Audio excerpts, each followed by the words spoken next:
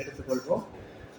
முக்கியமாக 1 கொரிந்தியரின் புஸ்தகம் 12ஆம் அதிகாரத்தை நாம் எடுத்துக்கொள்வோம்.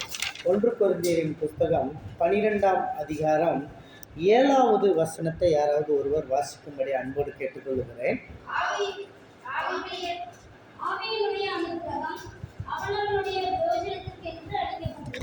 ஆவியினுடைய அனுகிரகம் அவனவனுடைய பிரயோஜனத்துக்கென்று அளிக்கப்பட்டிருக்கிறது.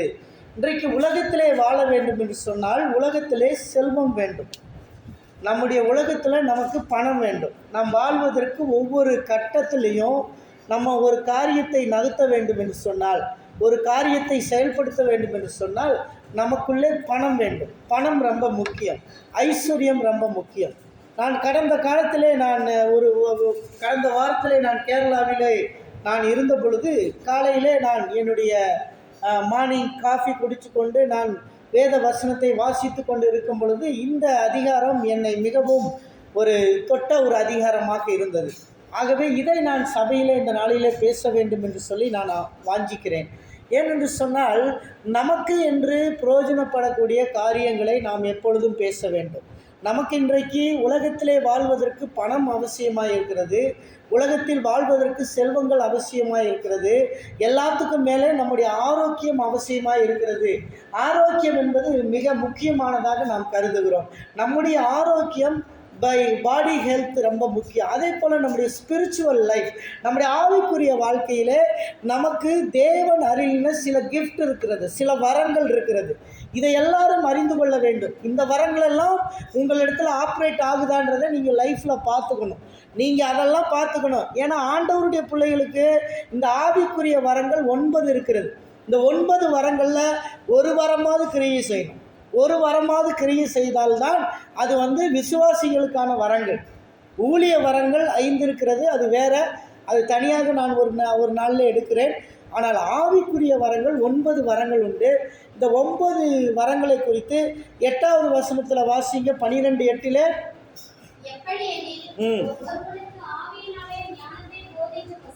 ஆவியினாலே ஞானத்தை போதிக்கும் வசனங்களும்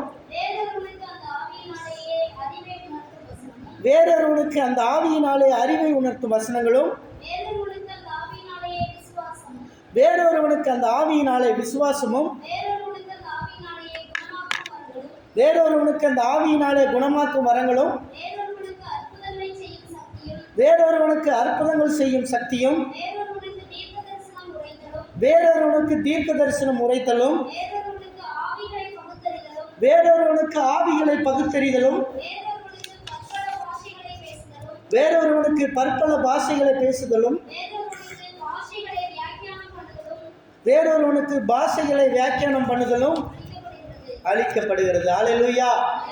இந்த 9 வரங்களை நம்ம 3 வகையாக பிரிக்கலாம். இந்த 9 வரங்களை 3 வகையாக பிரிக்கலாம். முதல் வரங்கள் வெளிப்பாட்டு வரங்கள். வெளிப்பாடு வரங்கள். இந்த வெளிப்பாடு வரங்கள் என்பது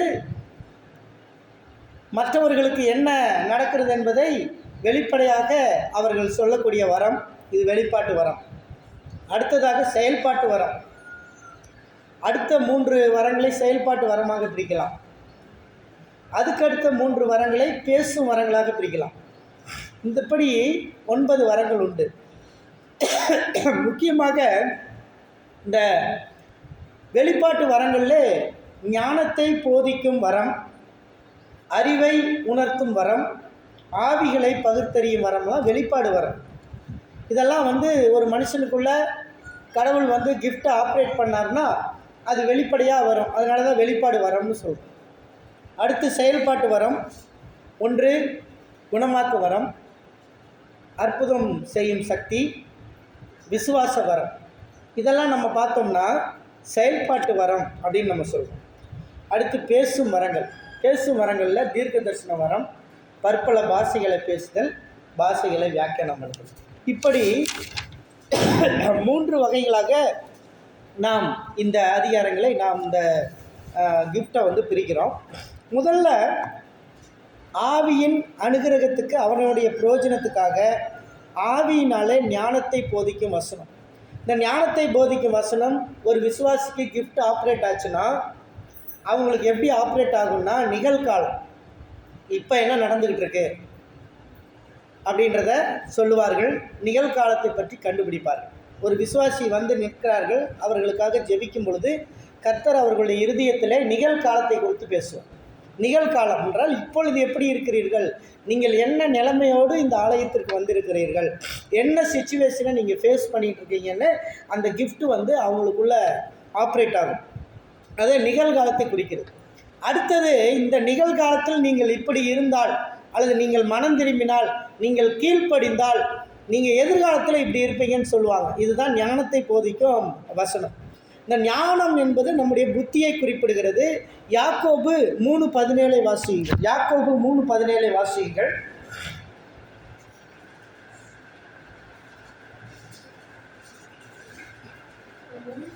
17. பரத்திலிருந்து வருகிற ஞானமும் முதலாவது சுத்தமுள்ளதாயும் பின்பு சமாதானமும் சாந்தமும் இரக்கம் உள்ளதாயும் இரக்கத்தாலும் நற்கனிகளாலும் நிறைந்திருந்தாயும் பட்சபாதம் இல்லாமலும் நிறைந்ததாயும் மாயமற்றதாயும் இருக்கிறது. அதுதான் பரத்திலிருந்து வருகின்ற ஞானம் மாயமற்றது, பட்சபாதம் இல்லாதது. அது வந்து எந்த ஒரு காம்ப்ரமைஸும் பண்ணாது. அதாவது இயேசு கிறிஸ்துவுக்கு இந்த ஆவிக்குரிய 9 வரங்களும் கிரியை பண்ணுச்சு. முக்கியமாக ஊழிய வரங்கள் 5 இருக்கிறது. அது நான் தனியாக எடுக்கணும் சப்ஜெக்டு. அதில் வந்து எந்தெந்த ஊழிய வரங்கள் உங்களுக்கு இருக்குன்றதை நீங்கள் கண்டுபிடிச்சிக்கலாம். அதே மாதிரி அதில் எந்தெந்த கிஃப்ட்டு உங்களுக்கு ஆப்ரேட் ஆகுன்றதை நீங்கள் கண்டுபிடிச்சிக்கலாம். இந்த வரத்தில் வந்து ஆவியினாலே ஞானத்தை போதிக்கிற இந்த வரத்தில் வந்து ஒரு விசுவாசி வந்தவுடனே அவங்களுக்காக ஜெபம் பண்ணும்போது, உன்னுடைய நிலைமை இப்படி இருக்குது, உன் வீட்டில் நிலைமை இப்படி இருக்குது அப்படின்றத சொல்லிடுவாங்க. சொல்லிவிட்டு, நீ கர்த்தரை தேடினால் எதிர்காலத்தில் இப்படி இருப்பாய், உன் future you will be like that அப்படின்னு பேசிடுவாங்க. இது ஒரு வெளிப்பாடு வரும். இது வந்து ரொம்ப ரொம்ப வித்தியாசமான வரங்கள். இயேசு கிறிஸ்துவுக்கு இது நிறைய இடங்களில் கிரியை பண்ணிச்சு நம்ம பார்த்தோம். நிகழ்காலத்தில் இப்படி இருக்கிற, நீ இப்படி தான் வாழ்ந்துக்கிட்டு இருக்கிற அப்படின்றத ஆண்டவர் வந்து வெளிப்படையாக சகையை சொல்லுவார். சகைவே, நான் இன்றைக்கி உன் வீட்டில் தங்கணும். அவர் சொன்ன உடனே அவன் போவான், அந்த வீட்டுக்கு இயேசுவை கூட்டிகிட்டு போவான். போனோடனே அவன் நாளத்தனையாக கடந்த காலத்தில் சம்பாதிச்சதெல்லாம் நாளத்தனையெல்லாம் திருப்பி கொடுத்துட்றேன் அப்படின்னு சொல்லிட்டு அவன் மனம் திரும்புவான். ஸோ இந்த கிஃப்ட் வந்து இயேசு கிறிஸ்துவுக்கு அது ஆப்ரேட் ஆச்சு, எல்லா இடங்கள்லையும் ஆப்ரேட் ஆனதை நம்ம பார்க்குறோம். அடுத்து பார்த்தீங்கன்னா 2வது கிஃப்ட் என்னென்னா, ஆவியினாலே அறிவை உணர்த்தும் வசனம். இந்த அறிவை உணர்த்தும் வசனம் வந்து கடந்த காலத்தை பேசுவாங்க, நிகழ்காலத்தை சொல்லுவாங்க, எதிர்காலத்தில் நீ இப்படி இருப்பேன்னு சொல்லுவாங்க. இது ஒரு வகையான தீர்க்க தரிசனத்துக்கு சம்மந்தமானது தான். ஆனால் தீர்க்க தரிசனம் வரம் இல்லை. இது வந்து தீர்க்க தரிசனம் வரம் இல்லை. சில ஊழியக்காரங்க இந்த வரங்களை வச்சுக்கிட்டு நான் தீர்க்க தரிசனம் பேசுகிறேன்னு சொல்லிக்கிட்டு இருப்பாங்க. அதை பற்றி தெரியாது அவங்களுக்கு. ஆனால் அந்த கிஃப்ட் ஆப்ரேட் ஆகிட்டு இருக்கும். அவங்களுக்கு எப்படின்னா, கடந்த காலத்தை பேசுவாங்க. கடந்த காலத்தில் நீ வந்து ரொம்ப மோசமானவனாக வாழ்ந்துக்கிட்டு இருந்த, நீ எப்படி வாழ்ந்தேன்னு தெரியாது. இயேசு கிறிஸ்து ஒரு இடத்துல சொல்கிறாரு, ஒரு சமாரிய பெண் வந்து தண்ணி எடுத்துக்கிட்டு வரும்போது அவர் சொல்லுவாங்க, எனக்கு தாகத்துக்கு தான் கேட்பார். கேட்ட உடனே அவர் சொல்லுவா, ஆண்டவரே நீங்கள் யூதராக இருக்கீங்க, நான் சமாரிய பெண்ணாக இருக்கேனே, நீங்கள் தாகத்துக்கு தான் ஏன் கேட்குறீங்க அப்படின்னு பேசிகிட்டு இருக்கும்போது இயேசு கிறிஸ்து சொல்லுவார், நீ போய் ஒரு புருஷனை கூட்டிகிட்டு வா அப்படின்வார். அப்போ எனக்கு புருஷன் இல்லைன்னுவா. அப்போ ஆண்டவர் சொல்லுவார், சரியாக சொன்னேன், முன்னே உனக்கு 5 புருஷர்கள் இருந்தார்கள். அவர்கிட்ட இந்த கிஃப்ட் வேலை செய்யும். முன்னே உனக்கு 5 புருஷர்கள் இருந்தார்கள், இப்பொழுது இருக்கிறவன் உனக்கு புருஷன் இல்லை. இந்த ரெண்டு கிஃப்ட் அவர் அங்கே ஆப்ரேட் பண்ணுவார். இந்த அறிவை உணர்த்தக்கூடிய காரியங்கள். அறிவு எப்படி உணர்த்தும்னா, நம்முடைய கடந்த கால பாவங்களை வெளிப்படையாக பேசுகிறது. சில ஊழியக்காரர்கள், கடந்த காலத்தில் நீ இப்படி இருந்தப்பா, நிகழ்காலத்தில் இன்றைக்கி இந்த மாதிரி கஷ்டத்தில் இருக்க, ஃப்யூச்சரில் நீ ஆண்டவரை தேடினா நீ இந்த அளவுக்கு வருவ. இது சமாரிய ஸ்திரீக்கு நிரூபித்து காட்டப்பட்டுச்சு. இயேசு கிறிஸ்துக்கு இந்த கிஃப்ட் ஆப்ரேட் ஆச்சு. ஸோ இந்த கிஃப்டெல்லாம் வந்து நம்ம வேத வசனத்துக்குள்ளே இருந்து ஆவியானவர் நம்மளை நிரப்பின உடனேயே, நம்ம விசுவாசியாக மாறின உடனேயே இந்த கிஃப்டெல்லாம் நமக்குள்ளே இருந்து கிரியை பண்ணும். இதை வந்து நிறைய பேர் நம்ம உணர்றதில்லை. நமக்குள்ளே இந்த கிஃப்ட் கிரியை செய்யும்போது, ஒருத்தரை பார்க்கும்போது அவங்களுடைய நிகழ்காலம் தெரிய ஆரம்பிச்சிடும். அவங்க இதுக்கு முன்னாடி இப்படி பண்ணுறாங்கன்னு தெரியும். எதிர்காலம் இப்படி இருக்குன்னு தெரியும், இனி ஃப்யூச்சரில் நீ இப்படி போவேன்னு தெரியும். இதைத்தான் ஊழியக்காரங்க சிம்பிளாக சொல்லிட்டு போவாங்க. நீ இப்படியெல்லாம் கஷ்டப்பட்டுட்டு இருந்த, இன்றைக்கி நீ இந்த கஷ்டத்தோடு நீ வந்திருக்க, நாளைக்கு நீ இயேசுவை தேடினால் உனக்கு இந்த ஆசீர்வாதம் இருக்குன்னு சொல்லிடுவாங்க. இது பெரிய தீர்க்கதரிசி அப்படின்னு அவர் நினைப்பாங்க. ஆனால் இந்த கிஃப்ட் வந்து அங்கே ஆப்ரேட் ஆகிருக்கு. இது வந்து ஞானத்தை போதிக்கும் வசனம். இதுக்கான ஆதாரங்களை நான் இயேசு கிறிஸ்து மூலமாக தான் நான் ஒவ்வொன்றுமாக கொடுத்து கொண்டே இருக்கிறேன். இந்த வசனங்களை நம்ம பார்க்குறோம். அடுத்ததாக பார்த்தோம்னா ஆவியிலே விசுவாசம். இந்த விசுவாச வரம் வந்து எல்லா விசுவாசிகளுக்கும் தெரியப்படணும். விசுவாச வரம் வேற. பார்த்தீங்கன்னா விசுவாச வரம் எல்லா விசுவாசிகளுக்குமே இருக்கும். அதில் பார்த்தீங்கன்னா இந்த விசுவாச வரம் வந்து ஆண்டவர் ஒரு இடத்துல சில நேரங்களில் சில காரியங்களை சொல்லுவார். உங்களுக்கு எதிரே இருக்கும் கிராமத்துக்கு போங்கள், அங்கே ஒழுங்கு கழுதை கட்டப்பட்டு இருக்கும், அந்த கழுதையின் கட்டை அவிழ்த்து கொண்டு வாங்க, எவனாவது கேட்டான்னா அதை வந்து எங்கள் ஆண்டவருக்கு வேண்டும்னு சொல்லுங்கள், அப்போ விட்டுருவான்னுவார். இது ஆண்டவர் விசுவாசமாக பேசின வார்த்தை. கர்த்தர் சொன்ன மாதிரியே எதிரே இருக்கிற கிராமத்தில் ஒரு கழுதை கட்டி இருந்தது. ஆண்டவருடைய விசுவாசம், விசுவாச வார்த்தைங்க. சிலருக்கெல்லாம் அபரிமிதமான விசுவாசம் இருக்கும். எப்படின்னா எனக்கு இந்த நோய் சரியாகும்னு விசுவாசம். அந்த விசுவாசத்தின்படி போவாங்க, அது சரியாயிடும். அதுக்கு டாக்டர் தேவையில்லை. அந்த விசுவாசம் வர எங்கேனாலும் ஆப்ரேட் ஆகும். நான் 10th பாஸ் ஆவேன், இது ஒரு பெரிய விசுவாசம். நான் 10th பாஸ் ஆவேன் அப்படின்னு ஒரு பெரிய விசுவாசம். அந்த விசுவாசம் வர கிஃப்ட்டு ஆப்ரேட் ஆகிடுச்சுன்னா 10th பாஸ் ஆகும். அதுதான் கிஃப்ட் ஆப்ரேட் ஆகிறது. சின்ன வயசுலேருந்தே ஆப்ரேட் ஆகும். நான் 10ஆம் வகுப்பு படிக்கும்போது அப்படி தான் எனக்கு அந்த விசுவாச வரங்கள் ஆப்ரேட் ஆகும். ஒவ்வொரு வருஷமும் எக்ஸாம் முடித்தோன்னே நானே எனக்குள்ளே பேசிக்குவேன், ஆண்டவரே எனக்கு இந்த 10th இந்த தடவை பாஸ் பண்ணுவீங்களா அப்படின்னு. பாலை தூக்கி ஓட்டு மேலே போடுவேன். ஓட்டு மேலே போட்டு இந்த பாலை பிடிச்சிட்டுனா நான் வந்து 10th பாஸ் ஆயிடுவேன்னு சொல்லுவேன். எனக்குள்ளே அந்த கிஃப்ட் ஆப்ரேட் ஆகும். அப்போ நான் பாலை தூக்கி ஓட்டில் போடுவேன். அது இந்த பக்கம் அந்த பக்கம் அடித்து கரெக்டாக வரும். வர வழியில் நான் கப்புன்னு பிடிச்சிடுவேன். பிடிச்சோடனே நான் அந்த பாலை பிடிச்சிட்டு நான் அந்த வருஷம் பாஸ் பண்ணிடுவேன். இது விசுவாச வரங்கள் அங்கே ஆப்ரேட் ஆகும். நம்ம எக்ஸாமில் ஒரு வேளை கம்மியாக தான் பர்ஃபார்மன்ஸ் பண்ணியிருக்கலாம், ஆனால் நமக்குள்ளே இருக்கிற விசுவாச வரம் ஆப்ரேட் ஆகும்போது அது அம்மரிவிதமான வகையில் ஆரம்பிக்கும். அப்படி தான் ஒரு சில தேவைகள் நமக்கு இருக்கும். பல லட்ச ரூபா தேவை வரும். அந்த தேவை வரும்போது அந்த தேவைக்கு நம்ம விசுவாச வரங்கள் ஆப்ரேட் ஆகும். நம்மளுக்கு கைக்கு மிஞ்சின செலவாக இருக்கலாம், ஒரு செலவு இருக்கலாம். நமக்கு வந்து வருமானமே மாதம் வந்து ஒரு 8000 10,000 இருக்கலாம். ஆனால் நமக்கு தேவையானது ஒரு 15,000 இருக்கலாம். அந்த 15,000க்கு நமக்கு விசுவாச வரங்கள் கிரியை செய்யும். இந்த விசுவாச வரங்கள் ஆப்ரேட் ஆயிடுச்சுன்னு வச்சுக்கோங்களேன், அது பயங்கர பவர்ஃபுல்லாக இருக்கும். இயேசு கிறிஸ்துவுக்கு நிறைய நாளில் இந்த விசுவாச வரங்கள் இயற்கைக்கு அப்பாற்பட்டு ஒரு மீன் இல்லைன்னொன்னே அந்த இடத்துல கொண்டு போய் வளைய போடுன்றார். இதெல்லாம் விசுவாசம் இல்லையா? அந்த இடத்துல கொண்டு போய் வளைய போடுன்னொன்னே வளைய போட்டால் 153 பெரிய மீன்கள் மாட்டுது. அந்த மீனை இழுக்க முடியல. இயேசு உயிரோடு இருக்கும்போது வளைய போட சொன்னார். வளைய போட சொல்லும்போது இவங்க போய் போட்டு 120 பெரிய மீன்கள் எடுத்துகிட்டு வந்தாங்க. இயேசு கிறிஸ்து உயிரோடு இருக்கும்போது. இயேசு கிறிஸ்து மரித்து அவர் ரிசரக்ஷன் ஆனதுக்கு பிற்பாடு வலைய போய் சீசர்களை போட சொல்கிறாரு. எங்கே போட சொல்கிறாரு? அந்த வலது பக்கம் கொண்டே போடு. அதே மாதிரி அவங்க போடுறாங்க. 153 பெரிய மீன்கள் மாட்டுது. அதுலேருந்து ஒரு சத்தியத்தையும் பேசுகிறார் ஆண்டவர். இது விசுவாசம் அங்கே ஆப்ரேட் ஆகுது ஜீசஸ் கிரைஸ்ட்டுக்கு. அவர் விசுவாசத்தின் மூலமாக அதை செய்கிறாரு. அப்போ இந்த விசுவாச வரம் நமக்குள்ளே இருந்துச்சுன்னா நம்ம இன்றைக்கி ஒரு டாக்டர் ஆகணும்னு நினச்சா ஆகும், நம்ம என்ஜினியர் ஆகும்னு நினச்சா ஆகும், நாம் பாஸ்டர் ஆகும்னு நினச்சா ஆகும், நமக்கு இந்த பண தேவைகள் சந்திக்கணும்னு நினச்சா சந்திக்கப்படும். விசுவாச வரம் ஆப்ரேட் ஆகணும். The gift of the Holy Spirit, it is a faith, is a great gift. இந்த ஃபெய்த் இருந்தால் போதும். இந்த 9 வரங்களுக்கு அடிப்படையானது ஃபெய்த்து தான். நமக்கு இன்றைக்கி விசுவாசிகள்னு ஏன் பேர் வருது? பிகாஸ் விசுவாசிகள்னு பேர் வந்ததுக்கு இந்த விசுவாச வரம் நமக்குள்ளே ஆப்ரேட் ஆகணும். இது 3வது இடத்துல இந்த வரத்தை வைத்திருந்தாலும் இந்த வரம் பிரதான வரம். ரொம்ப அற்புதமான வகையில் இந்த வரம் வந்து நமக்குள்ளே கிரியை செய்யணும். நம்ம பண தேவைகளுக்கு கிரியை செய்யணும். நமக்கு ஒரு தேவை இருக்குது, நம்ம ஆசைப்படுறோம். விசுவாச வரம் கிரியை பண்ணுங்க. ஒரு முறை நான் கேரளாவில் என்னுடைய சகலை வந்து புல்லட் பைக் ஒன்று வச்சுருந்தார். அந்த பைக்கை நான் இதுவரை ஓட்டினதே இல்லை லைஃப்பில். நான் எடுத்து ஓட்டணும்னு சொல்லி ஓட்டினேன். ஓட்டும்போது என்னுடைய பிரேக்கினை கூப்பிட்டு பின்னாடி உட்கார வச்சுட்டு வாடா அப்படின்னு சொல்லிவிட்டு நான் ஓட்டிகிட்டு போனேன். அப்படி ஓட்டிகிட்டு போகும்போது அந்த ஒரு ரவுண்டு அடிச்சுட்டு வந்தேன். ரவுண்டு அடிச்சுட்டு வந்தோடனே எனக்கு விசுவாசம் வர ஆப்ரேட் ஆச்சு. இதே மாதிரி வண்டி எனக்கு கிடைக்கும்னு சொன்னேன். இதே மாதிரி வண்டி எனக்கு கிடைக்கும் அப்படின்னு சொல்லிட்டு வந்துட்டேன்.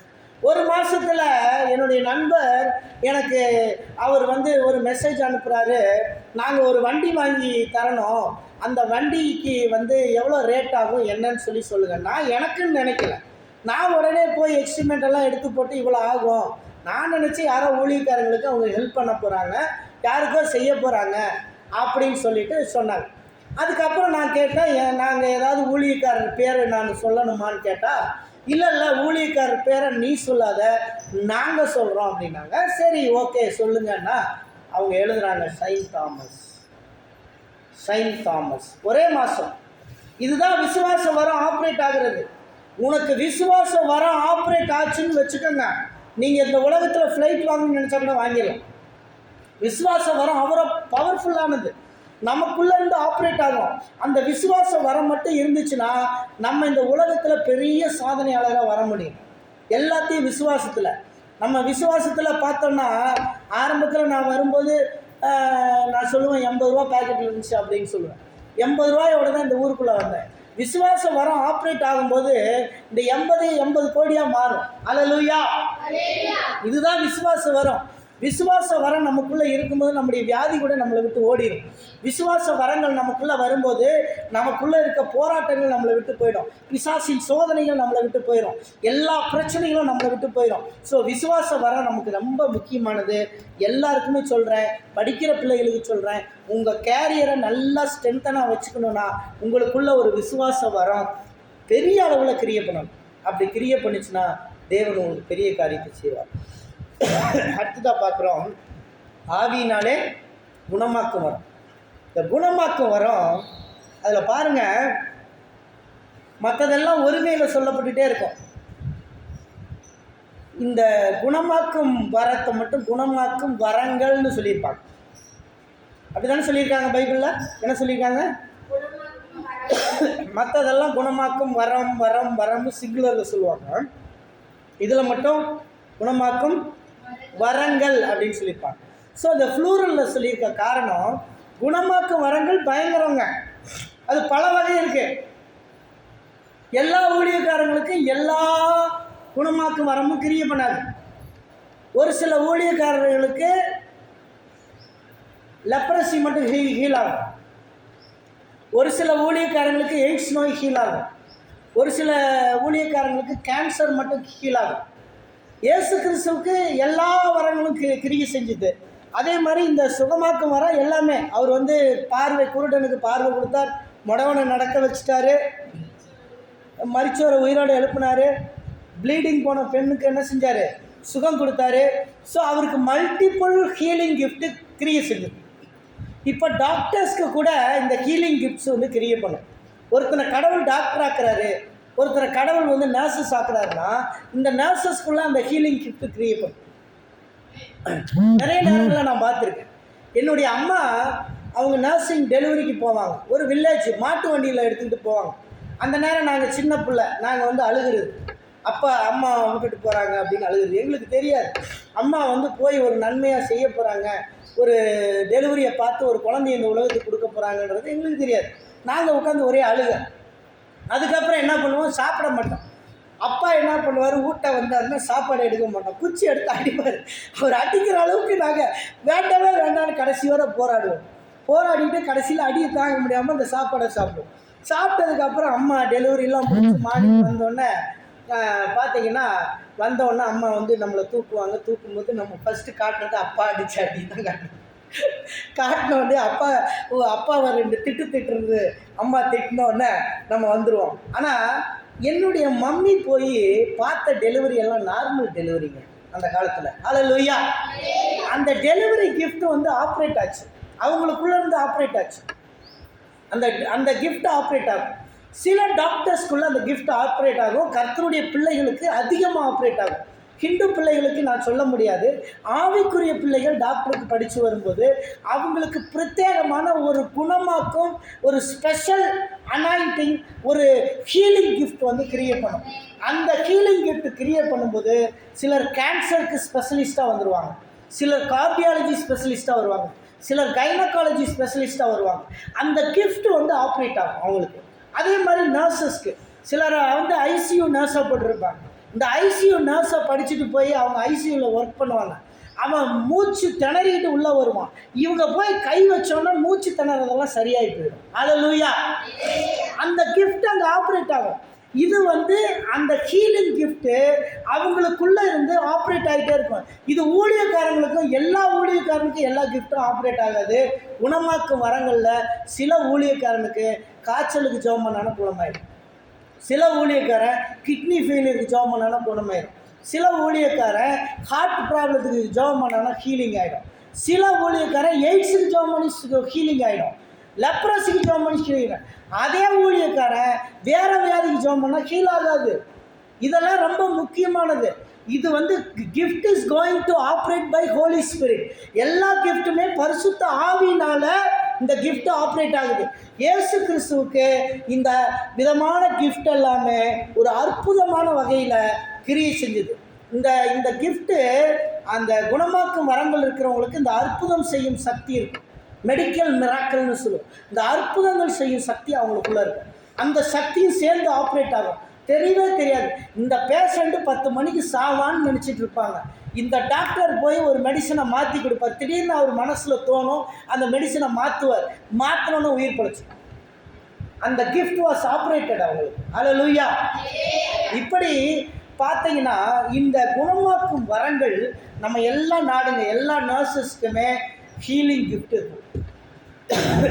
எல்லா டாக்டருக்குமே ஹீலிங் கிஃப்ட் இருக்கும். ஸோ அவங்க ஹிம்செல்ஃப் ஹீல் பண்ணிக்கலாம். நமக்கு ஒரு வியாதினா கூட அந்த கிஃப்ட்டை வச்சு நம்ம ஹீல் பண்ணிக்கலாம்.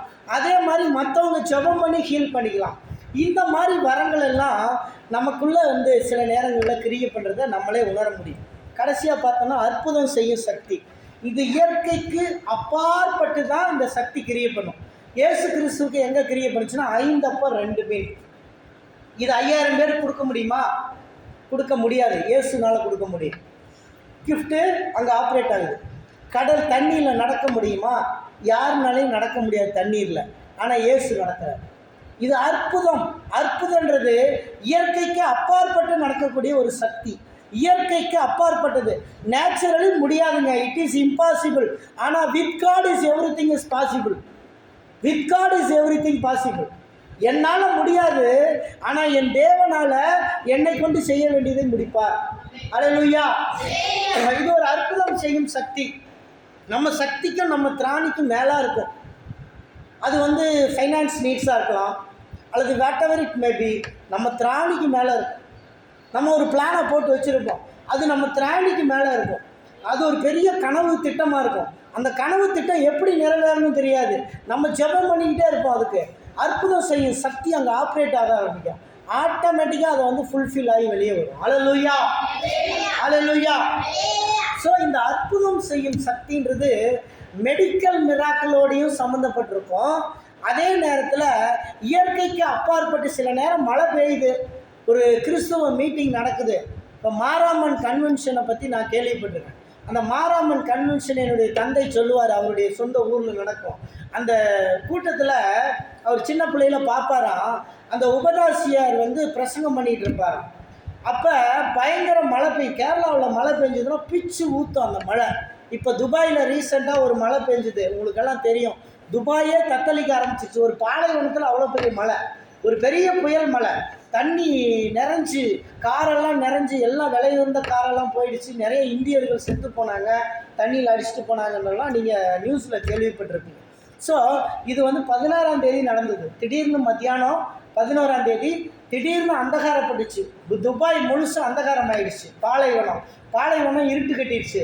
இருட்டு கட்டினோன்னு ஒரு பெரிய புயல். அந்த புயலை பார்க்கும்போது எலியாவை எடுத்துகிட்டு போன புயல் மாதிரி இருந்தது. எலியாவை எப்படி சுழல் காற்றுல எடுத்துகிட்டு போச்சோ அந்த மாதிரி புயல் வந்தது. புயல் வந்து அடுத்த நிமிஷம் பயங்கரமான மழை எல்லாம் வந்து பில்டிங் எல்லாம் நிறைஞ்சு ஃப்ளட்டு ஃபுல்லாக போகுது. பாலைவனத்தில் அவாந்திர வெளியில் ஆறுகளை உண்டாக்குவேன்னு சொன்னவர். அல்லேலூயா. அப்போ அப்படிப்பட்ட அந்த இயற்கைக்கு அப்பாற்பட்ட ஒரு சக்தி கிரியை செய்கிறது, அது கடவுளுடைய சக்தி. அது வந்து எந்த மனுஷனும் கட்டுப்படுத்த முடியாது. துபாயில் வந்து இடி இடித்தா பில்டிங் உடையாத மாதிரி, பூமி அதிர்ச்சி வந்தால் பில்டிங் உடையாத மாதிரிலாம் பண்ணி வச்சுருக்கான். ஆனால் இந்த மழையை நிறுத்துறதுக்கு அவனால் முடியல. அல்லேலூயா. ஸோ இப்படி நம்ம இயற்கைக்கு அப்பாற்பட்ட இந்த சக்தி, அற்புதம் செய்யும் சக்தி, இது பயங்கரமாக கிரியை செய்யும். இயேசு கிறிஸ்து மறுரூபமானது உங்களுக்கு தெரியும். அவர் ரிசரக்ஷனில் மறுரூபமானார். சீசர்கள் பூட்டி இருக்கிற வீட்டுக்குள்ளே சல்லுன்னு உள்ளே வந்தார். இதெல்லாம் வந்து இயற்கைக்கு அப்பாற்பட்ட சக்தி. இயேசு கடல் மேலே நடந்து வந்தது கூட அப்படிதான். புயல் போகிற வழியில் புயல், படகு தத்தளிக்குது, எல்லாம் கத்துறாங்க. கத்துற நேரத்தில் அவர் நடந்து வந்து காற்றையும் கடலையும் அதட்டிட்டு அவர் அந்த படகுல ஏறி உட்காந்து ட்ராவல் பண்ணுறாரு. இதெல்லாம் வந்து இயற்கைக்கு அப்பாற்பட்ட ஒரு கிஃப்ட்டு இயேசு கிறிஸ்துவை கிரியை செஞ்சு. நம்முடைய வாழ்க்கையில் சில நேரங்களில் அற்புதம் கிரியை செய்யும், நம்முடைய லைஃப்பில் கிரியை செய்யும். திடீர்னு பாருங்கள், நம்ம எதிர்பாராத ஒரு பிளெஸ்ஸிங்கை நம்ம ரிசீவ் பண்ணுவோம். இதெல்லாம் வந்து இயற்கைக்கு அப்பாற்பட்டு நடந்துகிட்டு இருக்கோம். இதெல்லாம் கர்த்தர் நம்மளை கொண்டு நடத்துகிறவராக இருக்கிறார். அல்லேலூயா, அல்லேலூயா. அடுத்ததாக 6வது காரியம் பார்க்குறோம், தீர்க்க தரிசனம் உரைத்தல். இந்த தீர்க்க தரிசனம் உரைத்தலும் முதல் 2 வரங்கள் இருக்கு பாருங்க. ஆவியின் அனுகிரகம் அவனுடைய பிரயோஜனத்திற்காக, அதாவது ஆவியினாலே ஞானத்தை போதிக்கும் வசனமும் ஆவியினாலே அறிவை உணர்த்தும் வசனங்களும், இது 2மே இதுக்கு சம்மந்தப்பட்டு தான் இருக்கும். ஆனால் தீர்க்க தரிசனம் வரன்றது எதிர்காலத்தை பற்றி சொல்லணும். எதிர்காலத்தை பற்றி, ஒரு நாட்டினுடைய எதிர்காலம், ஒரு வீட்டினுடைய எதிர்காலம், ஒருவனுடைய லைஃப்பில் ஒரு எதிர்காலம். ஒரு வாலிபனை பார்த்து அவனுடைய லைஃப்பில் எதிர்காலத்தை சொல்லணும். என்ன ஒரு ஊழியக்காரர் சொன்னார், நான் ஒரு 19 வயசு ஒரு ப்ரேயர் குழுவில் அட்டென்ட் பண்ணிகிட்டு இருக்கும்போது ஒரு வயசானவர், அவருடைய பேர் கூட எனக்கு தெரியாது. அவர் கொஞ்சம் தலையெல்லாம் ஒரு சொட்ட மண்டையாக இருந்தது. அவர் ஜெபம் பண்ணிவிட்டு, உன்னை ஆயிரங்களுக்குள்ளே அதிபதி ஆக்குவார் கர்த்தர், உன்னை ஊழியத்தில் ஆண்டவர் வல்லமையாக பயன்படுத்துவார்னு சொல்லிட்டு போனார். அது முதல் எனக்கு அனுபவம். +2 படிக்கும்போது ஒரு தீர்க்கதரிசி சகோதரி சேலத்தில் என்ன இருக்காங்க, நம்ம வயசாகி, அந்த சகோதரி தான் முதல்ல உன்னை ஊழியத்திற்காக தேவன் பிரித்தெடுத்தார் என்று அவர்கள் சொன்னார்கள். அப்போ நான் நம்பலை, எனக்கு சிரிப்பாக இருந்தது. நான் 11th படிக்கும்போது எனக்கு அப்படி ஒரு தீர்க்க தரிசனத்தை சொல்கிறாங்க. நான் நம்பலை, இது எங்கே நடக்க போகுது, இது எப்படி நடக்கும், இட் இஸ் நாட் பாசிபிள் அப்படின்னு சொல்லிட்டு விட்டுட்டேன். ஆனால் அது பின்னால் அது அப்படியே நடந்தது. அதுதான் தீர்க்க தரிசனன்றது. ஒருத்தரை குறித்து கர்த்தர் வெளிப்படையாய் சொல்லுகின்ற தீர்க்க தரிசனங்கள் அப்படியே நடக்கும். அது உண்மை, அது ரொம்ப நிச்சயம். தீர்க்கதரிசிகள் சரியாக துல்லியமாக கணிப்பார்கள். ஒரு இடத்துல ஒரு யூத், என்னுடைய கொழுந்தியார் கூட படிக்கிற ஒரு அவங்க ஃப்ரெண்டு வீட்டுக்கு வந்திருக்காங்க. வந்தவங்க என்ன பண்ணாங்க, அன்றைக்கி ராத்திரி அவங்களுக்குள்ள ஒரு தரிசனம் பார்க்குறாங்க. ஒரு ரோஸ் கலர் பெயிண்ட் அடித்த ஒரு 2-3 அப்ஸ்டர் பில்டிங்கு, கீழே ஒரு சிகப்பு கார் நிற்குதுன்னு சொல்கிறாங்க. ஸோ அவங்க சொன்ன அந்த தீர்க்க தரிசனம் ஒரு 2 வருஷம் கழித்து நாங்கள் போய் பல காரை வாங்க பார்த்தோம். ஆனால் எந்த காருமே எங்களுக்கு செட் ஆகலை. கடைசியில் ஒரு சிகப்பு காரை வாங்கிட்டு அதே ஒட்டப்பட்டியில் அந்த வாடகை பில்டிங்கில் மேலே அந்த 3 ஃப்ளோர் 2 அப்ஸ்டர் பில்டிங்கில் கீழே என்னுடைய சிகப்பு காரை நிறுத்தியிருந்தேன். அதை வாங்கிறதுக்கு முன்னாடி வரைக்கும் வேறு வீட்டில் இருந்தேன். அந்த சிகப்பு காரை வாங்கின ஒரு 10 நாள்லேயே இந்த இடத்துக்கு காலி பண்ணி வந்தாச்சு. ஸோ அந்த தரிசனத்தை அவங்க கரெக்டாக எக்ஸாக்டாக அவங்க சொன்னாங்க, இந்த மாதிரி நடக்கும் அப்படின்னு. ஒரு ஊழியக்காரர் திடீர்னு வந்துட்டு, நீங்கள் பார்க்க முடியாத அளவுக்கு பெரிய ப்ராஜெக்ட்ஸ்லாம் நீங்கள் பண்ணுவீங்க, நிறைய ப்ராஜெக்ட்ஸ்க்கான மணி உங்களுக்கு தேடி வரும் அப்படின்னாரு. அது சொன்ன மாதிரி நான் அன்றைக்கி நம்பலை. ஆனால் அது சொல்லிட்டாரு, இருந்தாலும் நான் தீர்க்க தரிசனத்தை நம்பக்கூடாது, சில நேரங்களில் அது தப்பாக போயிடும் அப்படின்றதுனால நான் அதை பெருசாக எடுத்துக்கல. ஆனால் அதை தீர்க்க தரிசனம் நிறைவேறி அது என்னை கொண்டு ஆண்டவர் இன்று வரை செய்து கொண்டு இருக்கிறார் என்பது உண்மை. ஸோ இப்படி நமக்கான தீர்க்க தரிசனங்கள் நிறைய பேர் உரைப்பார்கள். அது நடக்கும். அது நடக்கும்போது ஆண்டவருக்கு நன்றி சொல்லணும். ஏன்னா கர்த்தருடைய வார்த்தை நிறைவேறி இருக்கிறது என்பதினாலே நாம் அதற்கு நன்றி சொல்ல வேண்டும். அப்படியாக ஆவிகளை பகுத்தறிதல், இது இயேசுவுக்கு இந்த ஆவியை பகுத்தறிது நிறைய இடத்துல கிரியை பண்ணுச்சு. இந்த லேகியோன் பிசாசை விரட்டும் போது அவர் ஏன் 2000 பண்டிகைகளுக்குள்ளே அனுப்புகிறாரு? லேகியோன்னா 5000 குழுக்கள் நிறைந்த ஒரு பிசாசு கூட்டம். அந்த 5000-2000 பண்டிகைகளுக்குள்ளே அனுப்புகிறார். ஸோ அவருக்கு தெரியுது, ஆவிகளை பகுத்தறிந்து கண்டுபிடிக்கிறாரு. நிறைய ஆவிகளை நம்ம கண்டுபிடிக்க முடியும். எனக்கு இந்த கிஃப்ட் அநேக நேரங்களில் ஆப்ரேட் ஆகும், ஆவிகளை பகுத்தறியும். ஸோ இந்த ஆவிகளை பகுத்தறிகிற கிஃப்ட் ஒரு முறை நான் பைபிள் காலேஜில் படிச்சுக்கிட்டு இருக்கும்போது 21 வயசு.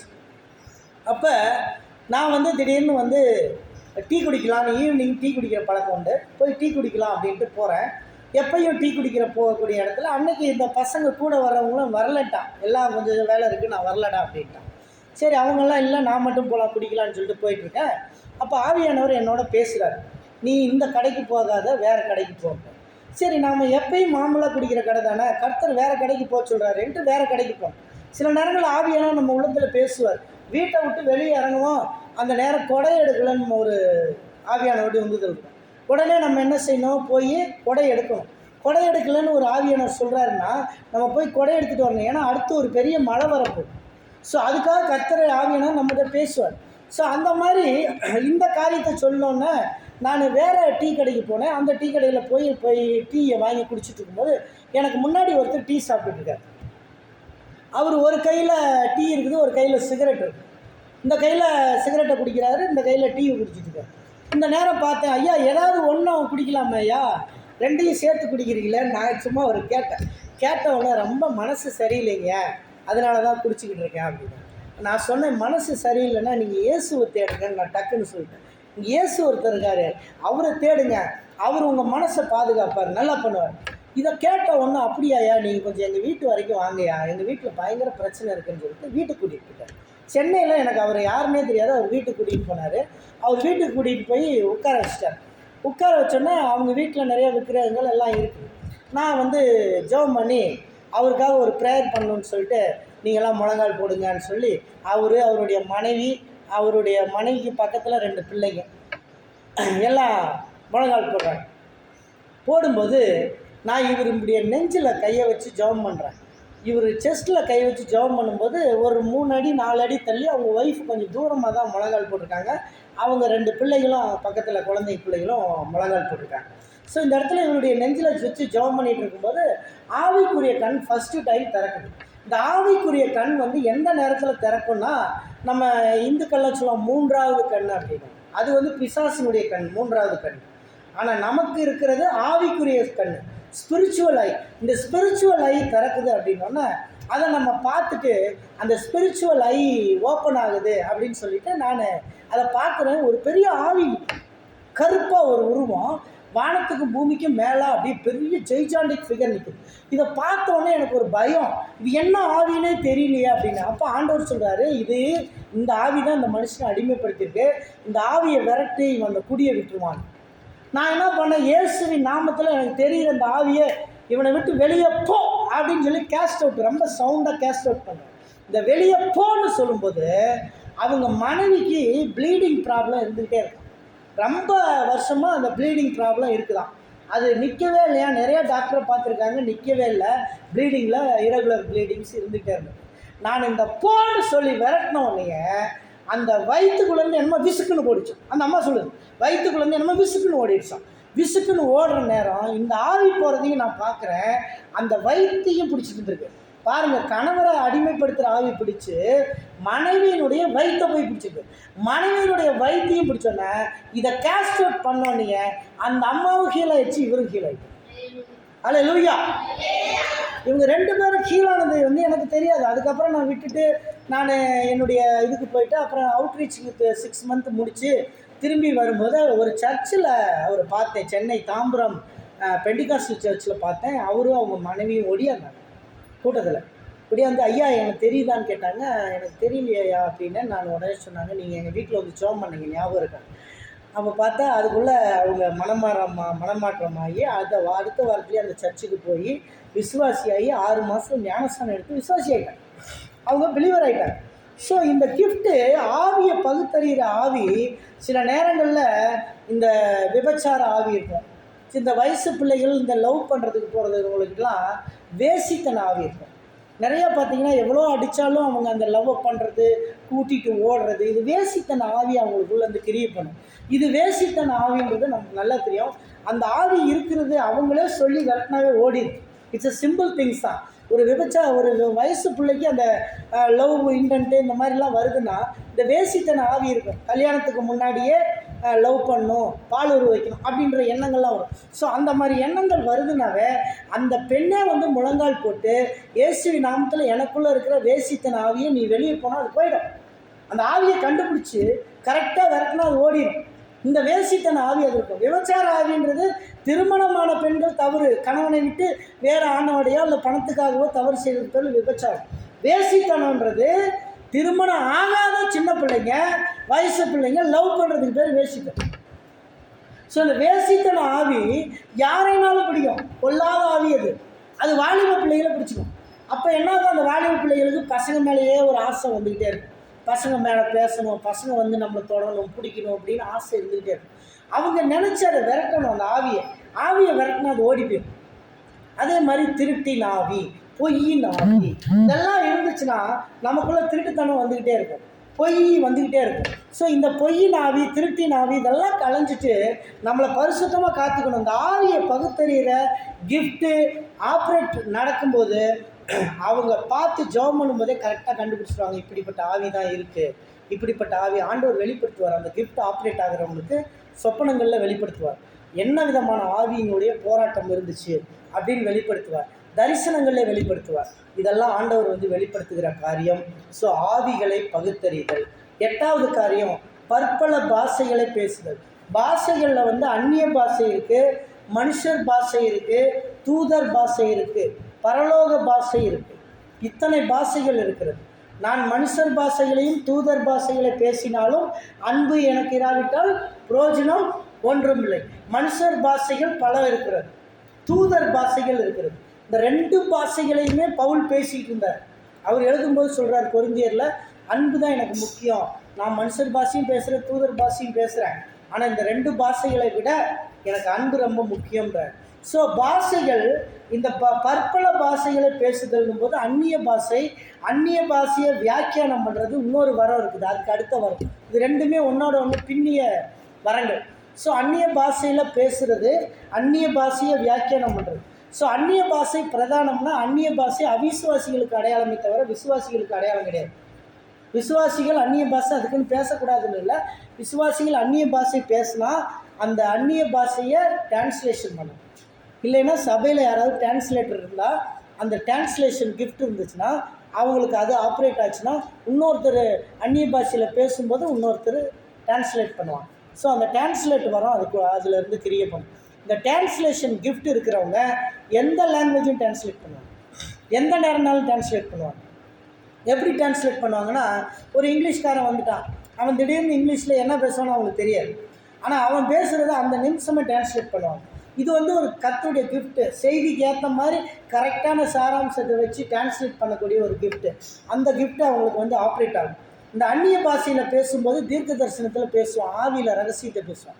அந்த நேரத்தில் இந்த கிஃப்ட் இருக்கிறவங்க அதை வந்து என்ன செய்யணும், மொழிபெயர்த்து சொல்லணும். அதனால தான் சபையில் பேசக்கூடாதுன்றாங்க.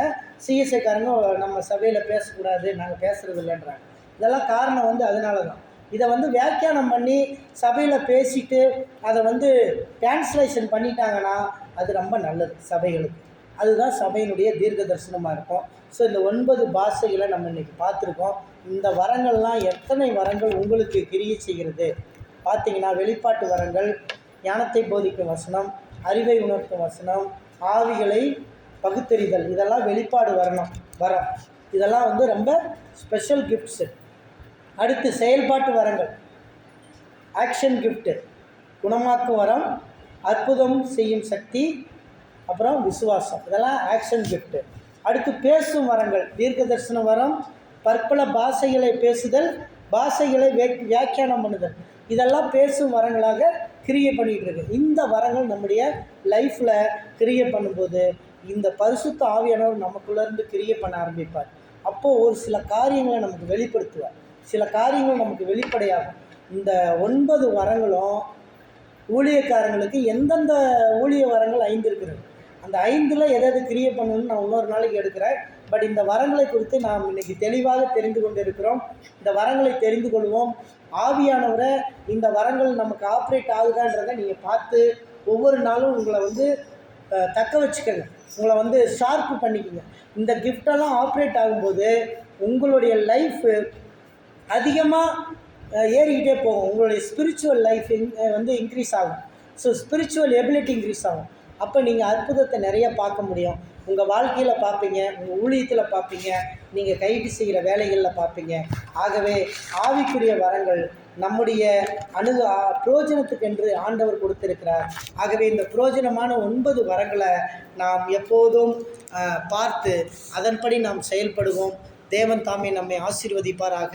இந்த 9 வரங்களுக்காக நாம் இந்த நாளிலே முழங்கால் படிட்டு ஜெபிப்போம். எல்லாரும் முழங்கால் படுவோம்.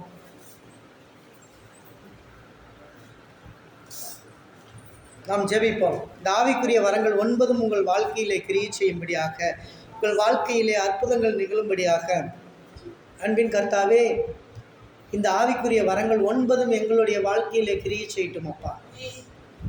ஞானத்தை போதிக்கும் வசனம், அறிவை உணர்த்தும் வசனம், பற்பல பாஷைகளை பேசுதல், பாஷைகளை வியாக்கியானம் பண்ணுதல் அப்பா, குணமாக்கும் வரங்கள், விசுவாச வரங்கள், அற்புதம் செய்யும் சக்தி, ஆவிகளை பகுத்தறிதல், இவ்விதமான வரங்கள் எல்லாம் எங்களுக்குள்ளிருந்து வேலை செய்யட்டும் ஆண்டவரே. எங்களுக்குள்ளிருந்து கிரியை செய்யட்டும் ஆண்டவரே. இயேசுவின் நாமத்தில் இந்த வரங்கள் எல்லாம் கிரியை செய்யட்டும். பரிசுத்த ஆவியானவர் எங்களுக்குள்ளே கிரியைகளை நடப்பிக்கட்டும் ஆண்டவரே. உமக்கு நன்றி. தொடர்ந்து ஆசீர்வதிப்பீராக ஆண்டவரே. தொடர்ந்து கிருபை செய்வீராக. உமக்கு நன்றி. உங்களுடைய பிள்ளைகள் கொடுத்த காணிக்கை ஆசீர்வதியும், இந்த நாளினுடைய ஆராதனை ஆசீர்வதியும். தொடர்ந்து வழி நடத்துவீராக. நசரேயனாகிய இயேசு கிறிஸ்துவின் நாமத்தில் வேண்டிக் கொள்கிறேன் பரமபிதாவே. என் ஆத்துமாவே கர்த்தரை சோஸ்திரி, என் முழுவதும் பரிசுத்த நாமத்தை சோஸ்திரி. என் ஆத்துமாவே கர்த்தரை சோஸ்திரி, கர்த்தர் செய்த சகல பாரங்களையும் மறவாதே. ஆமென். நம்முடைய கர்த்தராகிய இயேசு கிறிஸ்துவின் கிருபையும், பிதாவாகிய தேவனுடைய அன்பும், பரிசுத்தாவினுடைய அன்யோன்ய ஐக்கியமும், சந்தோஷமும், சமாதானமும் விசேஷமாக இந்த 9 வரங்களும் நம்முடைய வாழ்க்கையிலே கிரியை செய்வதாக. அல்லேலூயா, அல்லேலூயா, அல்லேலூயா. கர்த்தருக்கு ஸ்தோத்திரம்.